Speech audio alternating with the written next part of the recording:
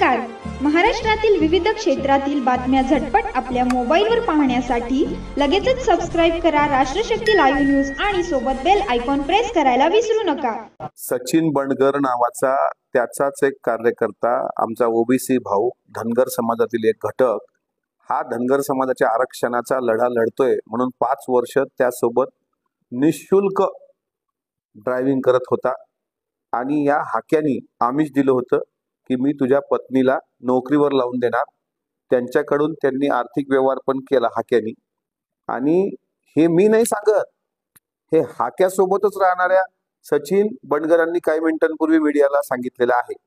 त्यामुळे ओबीसीच्या टाळूवरचं लोणी खाणारा हा किती दळभद्री आणि किती नालायक असावा, हा किती नकली असावा, किती बदमाश असावा, हे सिद्ध परत एकदा झालंय. त्यामुळे हाक्याकडून त्या गरीब ड्रायव्हरचे पैसे तर आम्ही वसूलच करू, पण त्याला मी 12-24 तासाचा अल्टिमेटम दिला होता माफी मागण्याचा. त्याला अजूनही त्याबाबत पश्चाताप नाही किंवा त्याला थोडीही लाज वाटत नाही.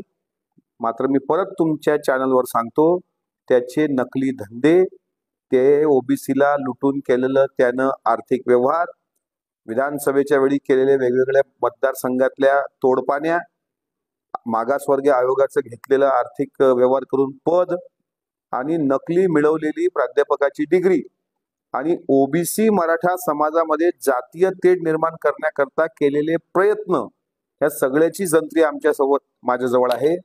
हा भुंकला कुत्रा की मी दुसऱ्याच मिनिटाला सांगेल, यांनी अजूनही माफी मागितली नाही.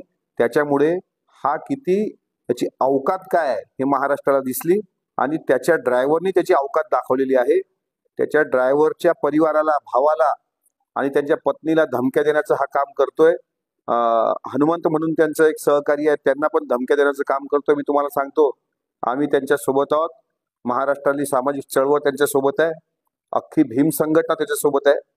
सचिन बंडगरच्या केसाला जरी धक्का लागला, त्या हाक्याचे नकली केस त्याच्याच हातात देऊ आणि त्याच्याच घशात त्याचे दात घालू, एवढं मात्र त्यांनी ध्यानात ठेवावं.